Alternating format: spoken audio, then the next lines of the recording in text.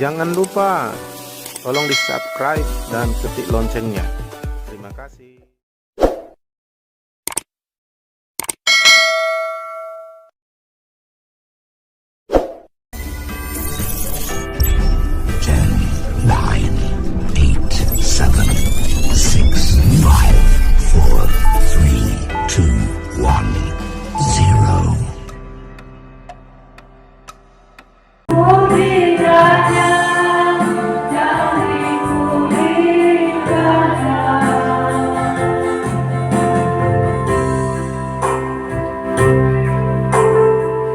Kami siap Tuhan mendengar firman-Mu. Berfirman-Lah ya Tuhan. Haleluya. Yang siap mendengar katakan amin. Amin. Silakan duduk, Tuhan memberkati. Sebelum nanti pemberkatan anak dan pemberkatan nikah kudus, mari kita dengar firman Tuhan. Haleluya. Haleluya. Ada dua jenis cara hidup di muka bumi. Ada cara hidup manusiawi atau Alkitab bilang hidup menurut daging. Ada yang cara hidupnya adalah hidup secara rohani yang disebut juga hidup oleh Roh Allah. Orang-orang yang percaya pada Yesus sebagai Tuhan Juru Selamat, mereka harus belajar hidup dalam Roh, hidup secara rohani, hidup dipimpin Roh Kudus, karena ini yang membedakan hidup kita sangat beda dengan orang-orang yang tidak dalam Yesus. Dan inilah kehidupan yang luar biasa. Inilah yang membuat kita semakin kuat, semakin diubah, dipulihkan, bahkan sampai sempurna oleh pekerjaan Roh saat kita hidup dalam Roh. Orang yang hidup menurut daging akan nasibnya sama dengan situasi kondisi dunia dan tidak akan pernah bisa berubah makin baik, tapi makin merosot menuju kebinasaan. Tapi kalau orang hidup menurut Roh, hidup menurut cara Tuhan tentunya, maka mereka akan semakin baik sampai sempurna. Jadi seharusnya hidup kita tidak sama dengan hidup orang-orang yang tidak mengenal Yesus. Jadi sejak kita bertobat percaya terima Yesus, kita disebut hidup baru. Artinya hidup lama itu ya seperti kita belum mengenal Yesus, belum bertobat, hanya taunya hidup menurut daging. Saya baca Galatia pasal 5 ayat 16 dan 17. Galatia pasal 5 ayat 16 sampai 17. Maksudku ialah hiduplah oleh Roh, huruf besar Roh itu maksudnya Roh Allah, Roh Kudus. Maka kamu tidak akan menuruti keinginan daging. Kebalikannya, kalau orang hidup menurut keinginan daging, sudah pasti tidak akan hidup menurut Roh. Makanya saya katakan ada dua cara hidup manusia. Ada hidup menurut daging atau keinginan daging, ada hidup oleh Roh atau menurut Roh. Kenapa kita disuruh hidup oleh Roh? Ayat 6:17. Sebab keinginan daging berlawanan dengan keinginan Roh, yaitu keinginan Allah sendiri, keinginan Roh Kudus. Dan keinginan Roh berlawanan dengan keinginan daging, karena keduanya bertentangan, sehingga kamu setiap kali tidak melakukan apa yang kamu kehendaki. Jadi kalau orang hidup menurut daging, meskipun dia ingin baik, ingin melakukan perintah Tuhan, ingin melakukan hal-hal yang baik, maka tidak akan bisa itu dilakukan kalau dia hidup menurut daging, karena kedua-duanya berlawanan. Nah, dikatakan ayat 19 dan seterusnya, perbuatan daging telah nyata, yaitu percabulan, pencemaran, hawa nafsu, penyembahan berhala, sihir, perseteruan, perselisihan, iri hati, amarah, kepentingan diri sendiri, pencitraan, roh pemecah, kedengkian, kemabukan, pesta pora, dan sebagainya. Terhadap semua itu, aku peringatkan kamu seperti yang telah kubuat dahulu, bahwa barang siapa melakukan hal-hal demikian, dia tidak akan mendapat bagian dalam kerajaan Allah. Jadi dua hal yang bertentangan. Jadi kita ikut Tuhan ini bukan hanya mau, bukan hanya berkata aku sungguh-sungguh, tetapi kita harus tahu bagaimana caranya mengikut Tuhan dengan benar supaya kita bertumbuh rohaninya. Artinya hidup kita semakin berubah seperti yang Tuhan kehendaki. Di sini dikatakan ayat yang ke-16, hiduplah oleh roh. Hiduplah dipimpin oleh roh Kudus. Orang yang bisa hidup oleh roh adalah orang-orang yang sudah roh Allah diam di dalam dia. Orang-orang yang bisa hidup oleh roh, hidup dipimpin roh, hidup menurut kehendak Tuhan adalah orang-orang yang sudah memiliki roh Allah diam di dalam hatinya. Dan orang-orang yang memiliki roh kudus, itulah tandanya dia milik Tuhan Yesus. Saya ajak kita lihat satu ayat lagi, Roma 8 ayat 9. Jadi supaya kita menang. Kita menang bukan karena hanya tekad kita, bukan hanya kehendak kita, tetapi kita tahu caranya bagaimana supaya menang di dalam Yesus. Karena Tuhan mau kita berubah, Tuhan mau kita menang dan berhasil. Tapi caranya bukan cara kita, tapi cara Tuhan, yaitu pekerjaan Roh Kudus dalam kita masing-masing. Roma 8 ayat 9. Tetapi kamu tidak hidup dalam daging, melainkan dalam roh. Jika memang roh Allah diam di dalam kamu. Tetapi jika orang tidak memiliki roh Kristus, orang itu bukan milik Kristus. Kita kalau sudah ikut Yesus, kita harus belajar hidup menurut roh, bukan hidup menurut daging. Apa perbedaannya hidup menurut daging, hidup menurut roh? Sebenarnya sebelum orang bertobat mengikut Yesus, dia hidup menurut daging saja. Hidup menurut daging itu artinya hidup menurut keinginan daging, keinginan mata, keakuan hidup, hidup menurut pikiran, pengalaman, kekuatan, perasaan, keinginan, hidup menurut kata orang, kata iblis, hidup menurut situasi kondisi. Kalau hidup menurut roh, itu beda lagi. Seperti terang dan gelap bedanya. Karena dua hal ini bertolak belakang atau bertentangan. Kalau orang hidup menurut roh, sudah pasti dia tidak hidup menurut daging. Kalau orang hidup menurut daging, sudah pasti dia hidup menurut roh. Seperti ini. Kalau ada terang, sudah pasti tidak ada gelap. Kalau ada gelap, sudah pasti di situ tidak ada terang. Kata terang dan gelap tidak bisa satu menyatu. Harus salah satu. Kalau terang berarti tidak ada gelap. Kalau gelap itu bukti tidak ada terang. Maka kalau kita ikut Yesus, kita harus hidup oleh roh. Walaupun kita masih punya daging, tapi kita tidak hidup menurut daging. Karena daging kita ini sudah berdosa dan lemah, dan daging kita ini punya kebiasaan lama, punya kebiasaan dosa, punya kebiasaan melanggar firman, dan tak mampu melakukan firman daging ini. Makanya daging ini nanti akan diubah menjadi daging yang sempurna setelah meninggal dunia. Karena daging ini nanti akan makin buruk, makin tua, makin jelek, keriput, akhirnya mati lalu dikubur kembali menjadi tanah. Ya. Makanya kita tidak hidup menurut daging, karena daging ini akan semakin tua, semakin buruk, semakin lemah. Tapi kalau roh yang membangun kita, maka hidup kita semakin baik secara rohani, secara pikiran. Jadi dalam diri saya, dalam diri anak Tuhan, ada yang disebut manusia roh, ada disebut manusia daging. Nah, yang saudara lihat sekarang, saya berdiri di sini dengan mata saudara adalah manusia daging. Tetapi kalau saudara bisa melihat, saya ini di dalamnya ada manusia roh. Itulah yang diciptakan Allah ketika saya percaya, bertobat, menerima Yesus. Lalu Tuhan mengampuni dosa saya, lalu diambilnya kita menjadi miliknya, lalu diberikan rohnya tinggal dalam diri kita, lalu kita diciptakan menjadi manusia baru.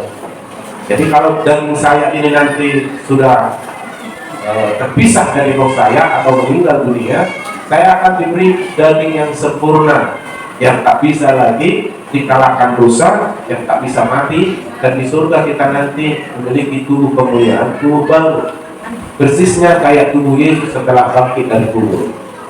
Nah, tetapi hari ini daging ini hanya merupakan tempat kediaman roh Allah di dalam diri kita. Maka dikatakan tubuhmu adalah bait Allah, tempat kediaman Allah.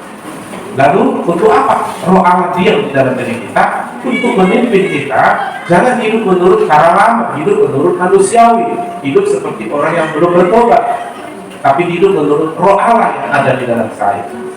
Jadi siapakah yang bisa hidup menurut roh? Adalah orang yang di dalamnya sudah diam roh Allah. Siapakah orang yang di dalamnya sudah diam roh Allah? Adalah orang-orang yang sudah miliknya Yesus. Siapakah orang yang disebut milik Yesus? Adalah orang-orang yang sudah berserah, bertobat, percaya, menyerahkan hidupnya pada Yesus, lalu Yesus menjadi Tuhan dan Selamanya, lalu Yesus menebus dia, menyucikan dia, menjadikan dia ciptaan baru, manusia rohani di dalam tubuhnya, lalu dia menjadi milik Tuhan. Kalau saudara tahu ada pajak gade, sesuatu yang digadekan itu adalah milik yang sudah menerima penggalian itu. Tetapi siapa yang menebus barang yang dipajak gade itu, maka yang menebus itulah pemiliknya. Demikianlah kalau kita sebagai orang berdosa ingin ditebus Tuhan, maka kita percaya datang pada Tuhan. Syaratnya bertobat, percaya terima Yesus, serahkan dirimu ditebus, maka Tuhan akan menebusmu, menyucikanmu, menjadikan kau anaknya, menebusmu, menjadikan kau ciptaan baru, dan akhirnya dia mengambil engkau dari dosa dan menjadi milik Tuhan. Ketika kita menjadi milik Tuhan, ketika saya menjadi milik Tuhan, maka ditaruhlah rohnya, yaitu Roh Kudus, Roh Allah, tinggal di dalam diri saya. Itulah maksudnya tadi di dalam Roma 8 ayat 9. Tetapi jika orang tidak memiliki Roh Kristus, yaitu Roh Allah, dia bukan milik Kristus. Jadi siapakah milik Kristus? Adalah orang yang sudah memiliki Roh Allah, Roh Kudus. Kenapa orang itu bisa menjadi milik Kristus? Karena dia memberikan dirinya ditebus oleh Yesus, karena dia percaya bahwa Tuhanlah satu-satunya juru selamat pengampun dosa. Jadi berikanlah dirimu ditebus sehingga kau menjadi milik Tuhan. Dan kalau saya saudara milik Tuhan, tidak ada yang bisa mengambil kita lagi dari tangan Tuhan. Amin. Ibaratnya saudaraku, saudara baru beli televisi di rumah dan itu menjadi milikmu. Tentu saudara tidak akan izinkan siapapun mengambil televisi itu, karena itu milik. Apalagi Tuhan. Kalau kau memberikan hidupmu kepada Tuhan dan Tuhan tebus, sucikan, lalu engkau diangkat menjadi anaknya, dan dia menaruhkan rohnya di dalam dirimu tinggal, itu tanda engkau milik Yesus. Kalau belum ada roh Allah di dalam dia, belum milik Yesus. Kenapa belum milik Yesus?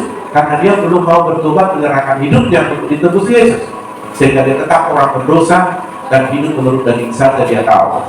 Tapi kalau kita percaya, berkata Yesus Tuhan Juru Selamat, kita serahkan diri kita ditebus oleh Yesus, dan kita dijadikan milik Tuhan. Dan sebagai bukti kita milik Tuhan, rohnya, Roh Kudus, Roh Kristus tinggal di dalam kita. Nah, kalau sudah Roh Kristus tinggal dalam kita, maka Tuhan bilang jangan hidup menurut daging lagi, tapi hidup menurut roh. Haleluya. Kalau bahasanya hidup menurut roh, bagaimana bahasa? Awil pakai hena.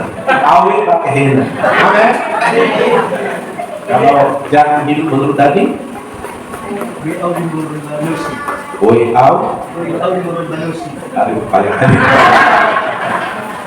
ini bahasanya lebih sulit dari bahasa Inggris.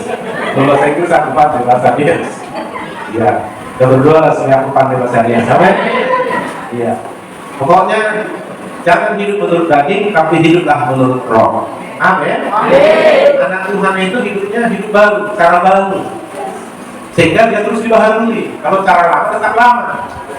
Dan Tuhan mau jadi siapa yang dalam Kristus, Dia ciptaan baru, yang lama sudah berlalu, yang baru dari Tuhan akan datang. Amin. Jadi, tapi kamu tidak hidup menurut daging, karena kita anak Tuhan, melainkan di dalam roh. Jika memang roh Allah diam dalam kamu. Tetapi jika orang tidak memiliki roh Allah, roh Kristus, dia bukan milik Kristus. Jadi saya sudah memiliki roh Allah, karena saya sudah ditebus oleh Yesus dan saya miliknya.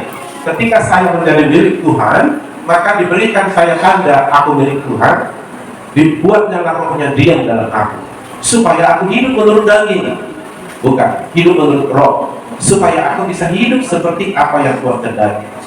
Kalau kita hidup menurut roh, hidup kita akan seperti yang Tuhan kehendaki, hidup kita akan mengalami apa yang Tuhan kehendaki. Tuhan menghendaki kita di surga, tapi sebelum di surga, Tuhan menghendaki kita menang, berhasil, dan menjadi saksi Tuhan Yesus. Haleluya. Jadi kita harus hidup oleh roh. Kalau hidup menurut daging, betapa kita itu dalam kali sudah biasa kita hidup di sini. Saya ulangi lagi, hidup menurut daging itu memang sudah mudah, sudah biasa. Tapi hidup menurut roh itu luar biasa. Saudara ingin Tuhan kau melakukan hal yang luar biasa.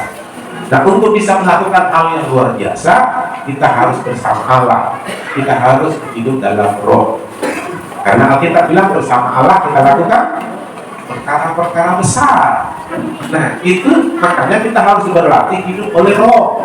Sebenarnya, kalau saudara tahu, saudara yang sudah percaya terima Yesus, di dalam dirimu sudah ada roh Allah, roh kudus. Dan roh kudus itu Allah yang luar biasa di dalam diri pribadimu. Tidak ada yang lebih besar dari situ. Alkitab bilang 1 Yohanes 4 ayat 4, roh yang di dalam kamu, yaitu roh Kristus, roh kudus, lebih besar daripada roh yang di dalam dunia. Baik roh manusia, baik roh setan, bahkan roh malaikat. Setan, malaikat, itu roh, makhluk roh. Manusia itu memiliki roh, ya. Tapi roh kudus lebih besar karena dia Allah. Allah yang diam dalam diri kita, yang tak terbatas kuasanya dan luar biasa. Puji Tuhan. Makanya kalau kita bersama Allah, kalau kita hidup oleh roh, hidup kita nggak biasa lagi. Atau saya pinjam bahasa lain, hidup kita hidup secara supranatural. Kita lebih hebat dari Superman. Kalau Superman yang di film Amerika itu gak benar-benar, gak ada orang bisa terbang. Inilah di Amerika, saat Superman gak ada. Tapi kita sebenarnya adalah Superman, superhero yang betul-betul hebat. Kalau roh Allah tinggal diam di dalam diri kita, kalau kita hidup menurut roh. Amin. Dan kita disebut anak Allah. Anak Allah lebih hebat dari malaikat. Bukan sekedar anak manusia yang dilahirkan oleh orang tua kita yang berdosa, tapi sejak kita ditebus oleh Yesus, ditaruh rohnya, dibuat kita menjadi ciptaan baru, lalu kita, saudaraku, disebut anak Allah. Jadi kita bisa hidup seperti Allah hidup oleh roh Allah yang diam dalam diri kita. Maka dikatakan oleh manusia, tiada yang mustahil bagi Allah, ya, karena dia hebat. Tapi apa kata Tuhan kepada anak Tuhan seperti kita? Tuhan bilang, ini Tuhan yang bilang, bukan manusia. Tidak ada yang mustahil bagi orang percaya. Artinya kita mirip. Tuhan dahsyat, tidak ada yang mustahil bagi dia. Semua mungkin bagi dia. Tapi bagi anak Tuhan, Tuhan yang bilang, tidak ada yang mustahil bagi orang percaya. Orang percaya ini adalah orang-orang yang sudah ditebus dan di dalam dirinya ada roh Allah, ada roh kudus. Paham sampai di sini? Makanya kita bisa menang lebih dari pemenang, karena roh Allah atau roh Yesus ada di dalam saya, dan Yesus itu sudah mengalahkan segala-galanya, dan rohnya tinggal dalam saya, dan dia akan membimbing saya, mengajari saya, menolong saya untuk bisa menang seperti Yesus, karena kuasanya dahsyat. Kalau saudara tahu itu, iblis akan takut sama. Haleluya. Jangan kau takut sama iblis. Lewat dari tempat gelap kau takut, lewat dari kuburan kau takut. Enggak. Kalau saya, iblis yang takut sama saya. Pernah ada orang dirasuki iblis, saya nggak tahu, lari ya kalau cepat-cepat. Kenapa lari Pak? Takut iblis. Kenapa? Karena di dalam diri saya ada roh Allah.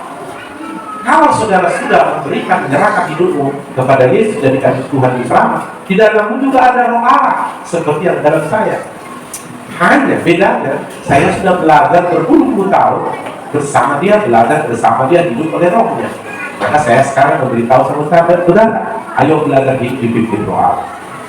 Anak Allah, kata Roma pasal 8, anak Allah itu hidup dipimpin roh Allah, bukan dipimpin oleh pikiran, perasaan, kehendak, keinginan daging, keinginan mata, atau menurut situasi.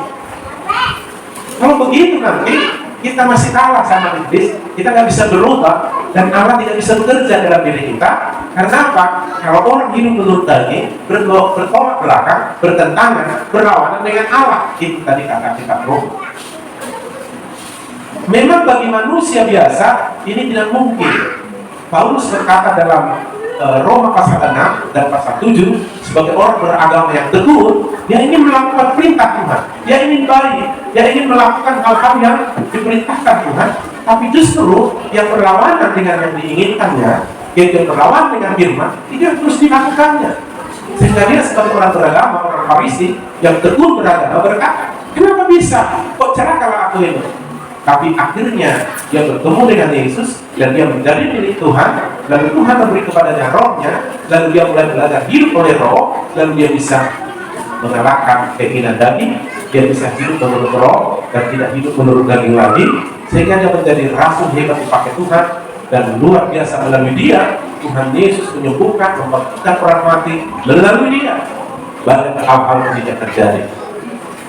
Dan kita pun sama, karena roh yang sama akan tinggal di dalam diri kita. Makanya tubuh saya ini gunanya apa? Tubuh saudara ini gunanya apa? Tempat kediaman roh Allah. Untuk apa roh Allah diam? Supaya dia membimbing, mengajari kita berjalan hidup menurut roh Allah.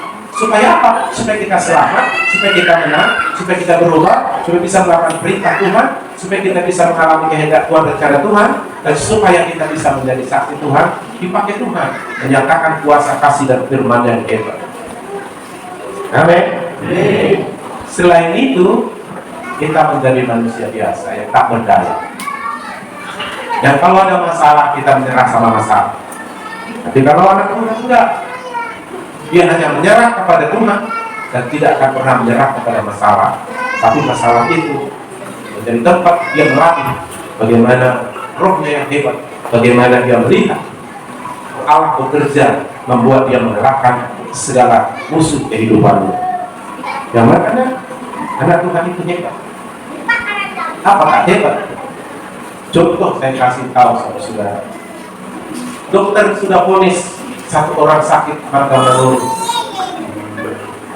kanker darah stadium 4 dan tak bisa disembuhkan lagi karena dia sudah berobat bertahun-tahun dan kanker darahnya sudah tak bisa tertolong lagi. Lalu dia saudaraku tergeletak, tinggal tulang, hanya nyawa saja masih ada, itu pun napasnya sudah satu-satu menunggu mati.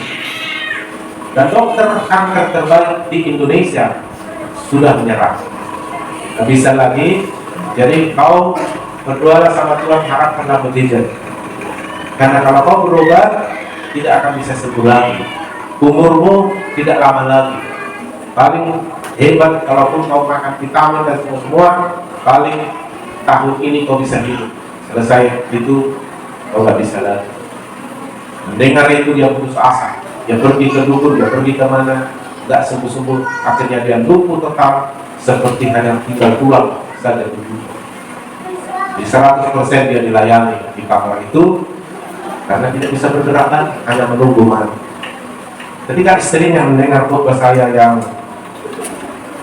saya ajarkan bahwa Tuhan Yesus luar biasa, dia harapan, dia juru selamat, dia maha baik, dia maha kuasa, semua mungkin bagi dia. Orang ini mendengar, akhirnya percaya, dan setelah khotbah dia tanya sama saya, kalau begitu Pak, apakah suami saya bisa sembuh? Lalu dia ceritakan suaminya yang tinggal di rumah, yang tinggal sekarang menunggu mati. Saya bilang bagi Tuhan tidak mustahil.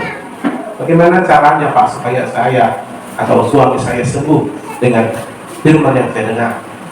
Dia bilang dia berserah, dia mendengar firman, dan dia beriman. Lewat iman inilah dia boleh datang kepada Tuhan untuk diselamatkan untuk disembuhkan. Oh begitu Pak? Iya. Suruh dia datang ibadah di gereja nanti. Gimana caranya Pak? Nah, berusaha datang, gimana caranya. Akhirnya minggu kemudian dibawa ke gereja, dipangkulah seperti bayi, bawa ke gereja, didudukkan dengan kesakitan di kursi ketika dia sudah sampai di gereja. Lalu saya bilang, Bapak dengan sebuah tenaga konsentrasi dengarkan firman. Kalau firman sampai nanti melalui pendengaranmu masuk ke hatimu, maka bangkit imanmu, dan oleh imanmu semua mungkin terjadi. Sebab tanpa iman tidak berkenan pada Allah. Lalu dia setuju, saya sampaikan firman, lalu mulai saya khotbah. Akhirnya saudaraku imannya timbul jadi wajahnya mulai sudah punya harapan, mulai berseri. Akhirnya kita doa, akhirnya dia bilang, wih, aku merasakan enak Pak. Lalu saya perhatikan, dia belum bisa bangun, orang tinggal tulang. Dan dia sudah lama tergeletak berbulan-bulan. Lalu saya bilang, Bapak dengar firman Tuhan khusus. Saya dengar suara Tuhan, lalu saya kasih sama dia, engkau tidak akan mati, tapi kau akan melihat kemuliaan Tuhan dinyatakan padamu. Pegang ini Pak. Iya, akhirnya puji Tuhan. Tidak lama kemudian, sekitar 1 minggu, dia sehat sembuh. Jadi saya larang dia, jangan makan obat. Nanti kalau kau makan obat, kau bilang gara-gara obat. Ini gara-gara Tuhan kau sembuh. Lagipun dokter pun sudah bilang tidak bisa kau sembuh lagi karena obat, tapi karena mujizat. Kasih bilang jangan makan obat, karena pergi ke dukun atau apapun. Kalau sudah mulai merasakannya, lihat Tuhan akan memulihkan. Akhirnya saudaraku pendek cerita, dia sembuh total. Dan akhirnya saking senangnya dia bersaksi, lalu dia bilang, tanah di belakang rumahku aku serahkan untuk tempat gereja, karena saya dengar Bapak katanya, karena dulu tempat ibadah kami dipinjam itu di Gambangan Jaya, pinjam rumah perusahaan. Lalu akhirnya dia serahkan, itulah gereja kita ada di sana. Mana kami tidak. Lalu dia bilang, terima kasih Pak bisa berjumpa. Dalam hatiku, sebenarnya Yesus yang di dalam aku ini yang berjumpa denganmu, karena kau mendengarkan firman yang saya sampaikan. Kok luar biasa Bapak? Ya sebenarnya dalam hatiku, akunya sebenarnya luar biasa gara-gara Roh Kudus yang di dalam diri. Karena Alkitab bilang, bersama Allah kita lakukan perkara besar. Tuhan berkata kepada orang yang percaya, yang hidup oleh Roh, tiada yang mustahil bagi orang percaya. Jadi semua karena Roh Allah, bukan karena kita. Paham? Kita bisa ke surga gara-gara Roh Allah. Kita bisa berubah dari pemarah jadi peramah, itu gara-gara Roh Allah bekerja. Kalau kita sendiri berubah nggak bisa. Kita orang yang membenci bisa saling mengasihi, itu gara-gara Roh Allah. Kita tadinya penjahat yang begitu jahat sekali bisa berubah kayak malaikat. Sehingga orang bilang, masa bukan manusia tuh, yang malaikat tahu kata. Nah, kalau manusia gak ada seperti sifat milik. Itu karena Roh Allah. Dari orang yang murah tersinggung, dari orang yang murah tersungging atau murah senyum mas. Dari orang yang lemah menjadi kuat, dari orang yang gagal kalah menjadi menang dan berhasil. Pokoknya dalam Yesus kita berubah semakin luar biasa. Itulah artinya pertumbuhan rohani. Roh kita makin hebat, iman kita makin hebat, karakter kita dibangun Tuhan seperti karakter Yesus. Buah-buah roh muncul, kasih, sukacita, damai sejahtera, kesabaran, kebaikan, kesetiaan, kelemah lembutan, rumah sakit itu muncul menjadi gaya hidup kita, karakter kita. Dan buah roh itu sifatnya Allah, sifatnya Roh Kudus, itu menjadi sifat kita. Makanya Tuhan mau kita seperti Dia. Tapi tanpa Roh Kudus bekerja tidak bisa. Maka langkah pertama, serahkan dirimu ditebus oleh Yesus supaya menjadi miliknya.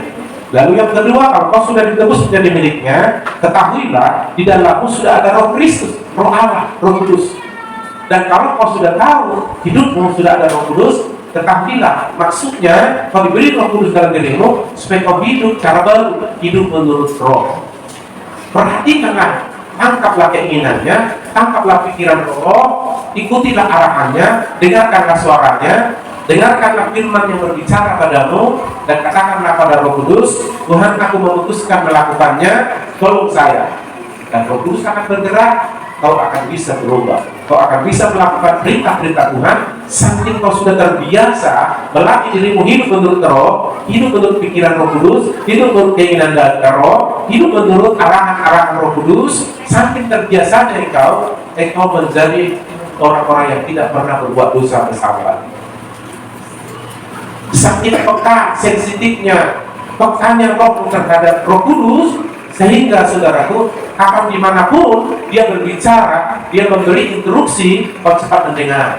Dia akan melatih panca indera rohanimu untuk bisa mendengar suara Tuhan, untuk bisa menangkap pikiran hati Tuhan, menangkap keinginan Tuhan, sehingga kau terbiasa hidup menurut Roh, terbiasa mengikuti keinginan Roh, sehingga kau berjalan bersama Allah. Kau akan lihat kemenangan, keberhasilan, sukacita. Kau akan melihat perubahan demi perubahan, berkat demi berkat. Kau akan lihat kemenangan yang luar biasa terjadi. Itu sebabnya oleh Yesus kita lebih dari orang-orang menang, karena diberinya kita Roh. Tanpa Roh Kudus, walaupun saudara ingin berubah, tidak akan pernah berubah. Pernah dulu, nggak tahu dari sini itu, dari Andalas itu, ada datang ke rumah saya empat grup 8 orang naik sepeda motor dibawa sama gembala. Nggak tahu pada di sini atau di sana. Satu, Pak Gembalanya bilang, kalau kamu mau berubah dari mabukmu, kita ngerantau, kita diduakan sama Pak Gembala. Asal kau yakin, kau bisa berubah. Dia mau berubah lagi. Kau juga, kalau mau lepas dari judimu, kau datang. Asal percaya, kau akan diduakan, kau akan berubah. Ada lagi yang satu lagi tak sakit. Tapi harus percaya, kalau enggak sampai kita berpikiran, dan mereka percaya. Lalu datang tempat sepeda motor 8 orang. Mohon doa Pak. Saya tanya, kau apa yang mau saya doakan? Saya sudah doa Pak dan malu saya Pak. Anak saya sudah gadis. Saya mabuk, kalau sudah mabuk saya bilang kalau saya di pintu itu gak dikasih masuk ke rumah karena nanti akan kau berubah. Saya malu Pak, tapi saya nggak bisa berubah. Makanya kami datang Pak, doakan Pak supaya saya bisa berubah. Kamu mau berubah? Iya Pak. Kamu apa? Saya judi Pak. Kamu Pak dosa. Kamu apa? Saya ada sakit Pak tadi. Oke, kasih firman. Dan mereka percaya. Kita doa berubah dia. Sekarang yang dari sini atau dari sana. Ya. Nah, artinya kalau sudah Tuhan bekerja dalam diri kita, semuanya mungkin. Karena berubah dari yang jelek menjadi baik. Bahkan orang mati pun bisa dihidupkannya. Apalagi orang sakit. Bahkan ke surga pun kita bisa dibawanya nanti.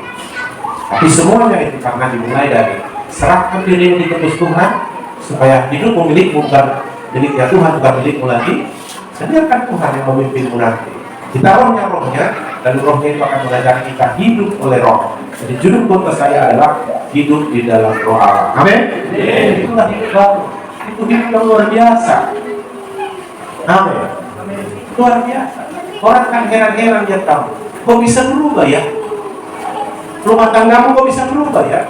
Kalau dulu perhatikan sebagai tetanggamu, satu minggu itu minimal 3 kali kamu tidur berkelahi. Sekarang sudah perhatikan 6 bulan tak berkelahi. Kok bisa berubah ya? Kalau Tuhan sudah bekerja, semuanya berubah. Jadi bukan hanya tekad, bukan hanya aku mau berubah. Tanpa Roh Kudus bekerja, tanpa engkau belajar hidup oleh Roh, tidak mungkin bisa. Karena kalau orang hidup menurut daging, tidak mungkin hidup dalam Roh. Tapi kalau orang hidup menurut Roh, itu artinya dia tidak hidup menurut daging. Karena Allah hidup di Roh.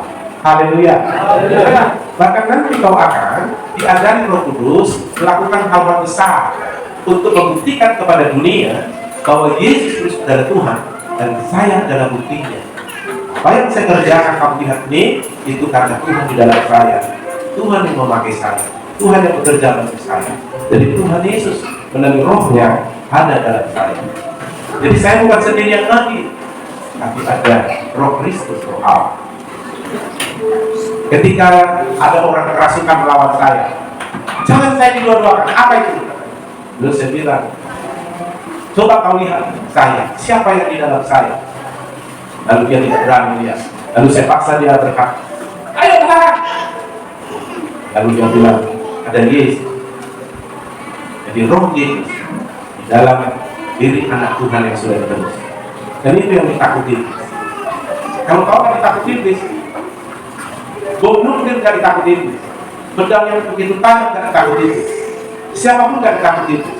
Yang ditakuti iblis adalah Tuhan Yesus dan orang yang memiliki roh Allah. Amin. Jadi kalau kau sempat berjalan bersama roh Allah, iblis takut. Takutin. Ketika kau jalan mau kerantau berapa dari gerombolan roh kecelakaan di jalan itu kau lewat, dia minggir, hati-hati. Karena ada Tuhan dalam hatinya, ada Roh Kudus dalam hatinya, dan tidak mungkin bisa kita kalahkan dia, karena dia sudah sadar di dalam dirinya ada Roh Allah. Sempat dia mengikuti pimpinan Roh Allah yang dalam dirinya, kalau kita sudah pasti kalah. Makanya tunduklah pada Allah, lawanlah iblis, dia akan lari pontang-panting dari. Amin. Haleluya. Kenapa kok ada orang Pak?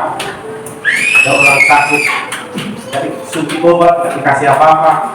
Lalu hamba Tuhan ini, anak Tuhan ini bilang, dalam nama Yesus penyakitmu lenyap, dia sembuh. Kenapa bisa begitu? Apa hanya kata-kata seperti itu buat disembuh? Enggak.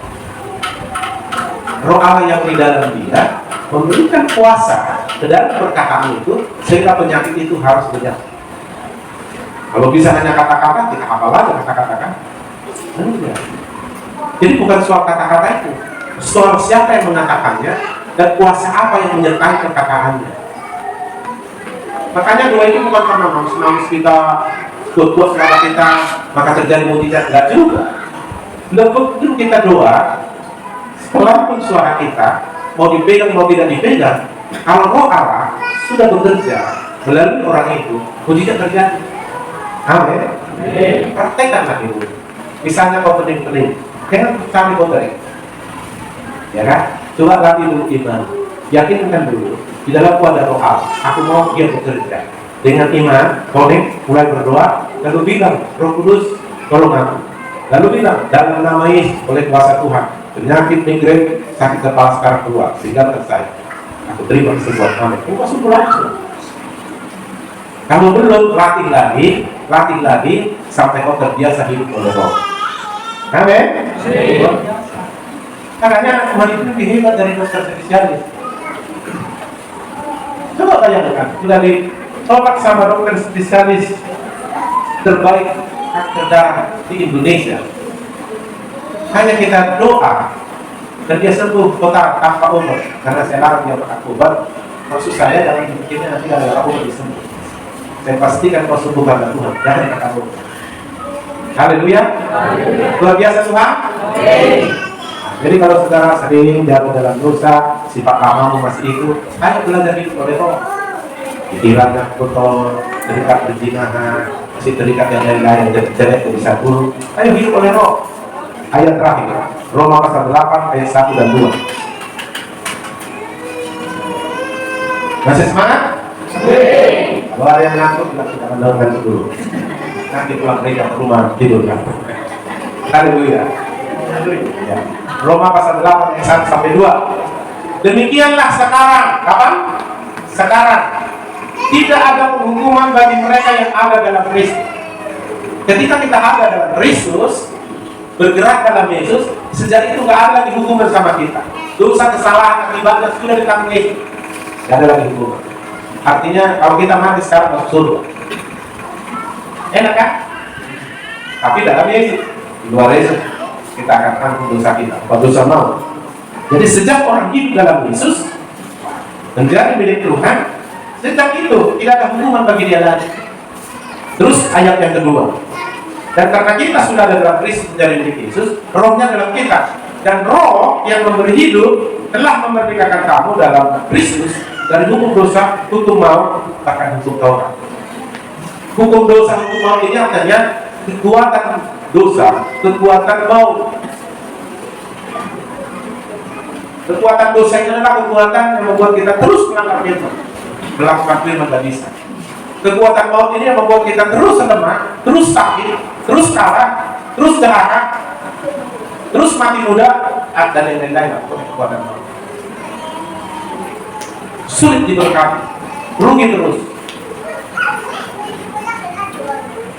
Tapi Roh Allah ketika bergerak bekerja, kita dimerdekakan, kita dibebaskan, kita diberi kemenangan, kita dibawa kepada berkat-berkat, kita diubah. Bahkan ketika kita melatih diri kita dengan firman, maka firman itu sangat suka kita. Kalau kita sudah terbiasa hidup oleh Roh, maka kita sangat suka pada firman. Itu karena hidup oleh Roh. Kalau hidup menurut daging, nggak suka sama firman. Makanya ada orang begini, banyak kali aku tidur bang, malam-malam susah, udah makan tidur pun susah. Lalu diajarin, gini aja seperti itu, ya, nggak usah makan tidur lagi. Bukalah Alkitab, bacalah, yakin 1 jam, setengah jam mau akan tidur.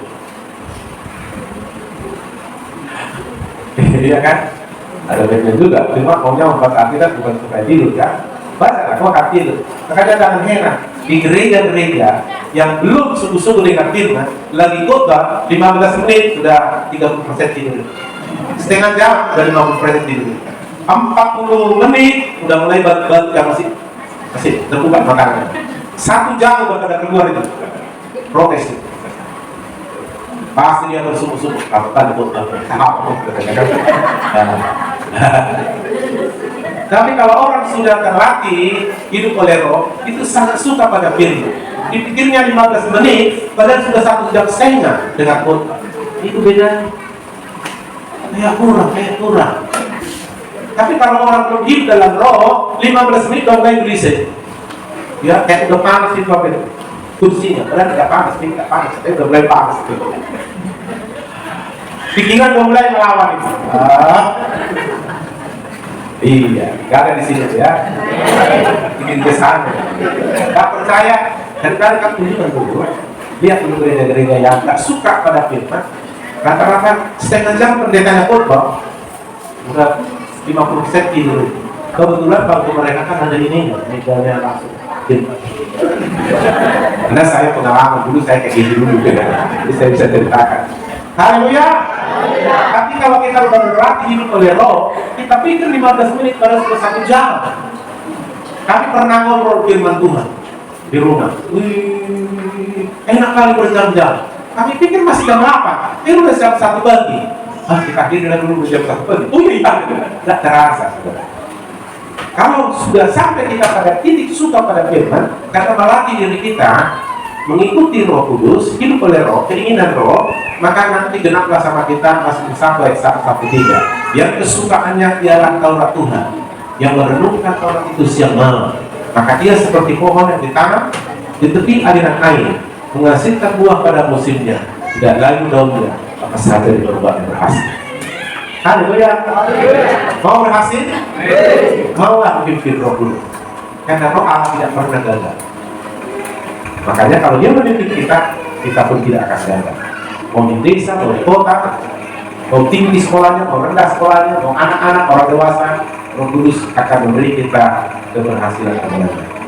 Dan buah Roh salah satunya sukacita, damai sejahtera. Kita mampu mengasihi, menjadi karakter yang baik, suka mengampuni, mudah mengampuni, itu karena pekerjaan Roh. Jadi kalau ada orang nggak bisa mengampuni Pak, payah kali Pak, itu kau belum terbiasa hidup Roh. Kalau sudah terbiasa, sebelum orang minta maaf, kau sudah mengampuni dia, murah mengampuni, itu karena kasih. Ada orang kaya kan mengampuni, ayo mengampuni, nggak bisa Pak, ayo mengampuni, aduh Pak nggak bisa. Memang nggak mungkin kalau hidup belum jadi. Apalagi sampai sudah tersinggung kan, sakit hati, harga diri sudah hancur. Nggak mungkin Pak, harga diri saya udah diinjak-injak, udah hancur Pak, nggak mungkin saya ampuni. Diampunilah, nggak bisa Pak. Tapi ketika Roh Allah bekerja, tak disuruh pun, dia akan berkata, ya Tuhan, aku ampuni dia. Amin. Lalu Tuhan bilang, oke lah, karena kau mengampuni orang, kapanpun dosa akan kuampuni juga. Tapi karena kau nggak mau mengampuni, karena kau hidup dalam daging, aku tidak mengampuni dosamu juga. Kalau nggak diampuni dosa kita, udah pasti masuk neraka. Amin. Tapi karena kita sering mengampuni orang, Tuhan bilang, jika kau mengampuni orang bersalah, aku pun mengampuni. Tapi kalau tidak, kau tidak akan diampuni dosa. Tahu? Kenapa kita bisa mengampuni dosa? Karena kita hidup oleh Roh. Tapi ada orang yang bisa mengampuni dosa. Kalau gara-gara ini aku mati masuk neraka, biar dapat pendeta. Ayo ampunilah, itu kan familimu, itu kan saudaramu, enggak sampai mati pun tak ampuni dia. Berat. Kenapa? Hidup menurut daging tak mungkin melakukan itu. Amin. Saudara, kalau belum mampu mengampuni suamimu, istrimu, mertuamu, atau siapa yang menyakitimu, ayo datang hidup oleh Roh. Haleluya. Nah, saya katakan dengan cepat bagaimana melatih kita hidup oleh Roh. Untuk kita mengaktifkan Roh Allah. Kalau Roh Allah bekerja dalam aku dengan mudah hidup oleh Roh. Hidup oleh Roh artinya ketika Roh Allah aktif bekerja bergerak dalamku, dan aku mengikutinya, membiarkannya, maka aku sedang hidup dalam Roh. Pertanyaannya, bagaimana supaya Roh Allah aktif di dalam dirimu bekerja? Caranya, saudara harus menyucikan diri setiap hari, jangan sampai dosa menghalangi Roh Kudus bekerja. Terus cepat minta. Yang kedua, saudara harus mulai mencari Tuhan melalui mendengar firman terus-menerus, mulai kau berdoa, mulai kau menyembah Tuhan, ibadah sungguh-sungguh datang kepada Tuhan. Itu akan membuat indera rohanimu akan peka terhadap Tuhan. Itu akan membuat Allah bekerja dengan hebat, sehingga mudah sekali kau hidup oleh Roh. Mudah kau mendengar suara Tuhan dimanapun kapanpun. Haleluya. Jadi dengan doa, memuji, menyembah, mendengar firman, datang beribadah, menyucikan diri. Kalau kita jatuh dalam dosa, terus melakukan yang kejar Tuhan, maka Tuhan akan bergerak dalam dirimu, maka kau akan bisa hidup oleh Roh. Kalau kau hidup oleh Roh, buktinya nanti buah Roh muncul, mujizat terjadi. Roh Allah akan menjangkau pikiran, sehingga kau menangkap pikiran Kristus. Kau tahu apa kehendak Tuhan. Dan Roh Allah akan menjangkau tubuhmu. Kalau tubuhmu lemah, tubuhmu akan kuat. Kalau tubuhmu sakit, tubuhmu akan sembuh. Bahkan dari dalam dirimu akan mengalir. Makanya semua pakaian yang ada di dalam tubuh Paulus ada kuasa, karena Roh Allah menjangkau roh sampai tubuhnya, sehingga setiap orang yang kena kepada pakaiannya maka sembuh oleh kuasa Tuhan yang melekat pada pakaiannya, karena mengalir Roh Allah, kuasa Allah itu sampai ke pakaiannya. Amin. Kalau Petrus bayangannya sampai mengalir dari tubuhnya kuasa Tuhan itu, bayangannya. Dengan siapapun yang sakit kena bayangannya sembuh. Kita mungkin dengan suara kita, dengan doa kita, maka luar biasa Tuhan. Kau gak akan bisa kalah. Amin. Haleluya. Meskipun kau tidak pandai menjaga diri, Roh Kudus akan mengajar kau dan menjaga. Sekalipun kau banyak kesalahan sehingga tubuhmu jadi kurang sehat, Roh Kudus ketika menjangkau tubuhmu akan dibuatnya sehat dan kuat. Pokoknya semua mungkin bagi Allah. Dan inilah yang terjadi. Kenapa kok ada Pak? Ya, karena Bapak doakan kamu dan saya alami kuasa Tuhan. Itu sampai Roh Kudus itu bergerak dengan kuasanya sampai melalui tangan saya mengalir sama saudara. Karena nggak semua orang letakkan tangan ada mengalir kuasa. Kalau nggak ada kuasa, Roh Kudus nggak bergerak mengalirkan kuasa. Jadi tubuh saya ini kayak kabel listrik. Coba ada listrik ini kan, kita ambil nah kan cek kalau kuasa pada alur. Jadi nanti kalau Allah dengan kuasanya bergerak sampai ke tubuh saya berikan saudara akan mengalami kuasa Allah itu. Kalau kuasa itu saya gunakan untuk menyembuhkan asap uratmu akan hancur dan sembuh dari kamu. Haleluya. Itu maksudnya, doakan orang sakit, tumpang tangan orang sakit akan sembuh. Karena ada mengalir kuasa. Nanti akan saya ajari kamu bagaimana mengalirkan kuasa itu, asal dalam minggu ini kamu belajar hidup oleh Roh. Tidak perlu panggil saya kalau sakit lagi, atau Pak Gembala kalau sudah mulai bisa. Sehingga orang yang sakit tidak perlu lagi, dia datang ke rumah kita doa, alirkan aja kuasa itu sama dia. Kalau orang bilang, oh hebat kan dia gereja dia, hebat kan dia ada kuasa sehingga saya doakan langsung sembuh. Karena Roh Allah ada dalam diri saya. Nanti saya akan ajari kamu. Jangan hanya saya. Amin. Haleluya. Di Lampung Baru, di Rangkap Peramas saya ngomongkan, kamu orang Kristen, jangan pergi ke dukun, datang sama Tuhan. Kalau nggak pandai datang sama saya ajari. Karena pendeta ini lebih saksi dari dukun. Ya betul, bukan sombong. Amin. Banyak orang kagum sama dukun. Betul bunga bisa terbang bagus. Kita tak perlu terbang batu, apa batu diterbang kan? Haleluya. Pendeta itu lebih sakti dan dukun terhebat di dunia. Amin.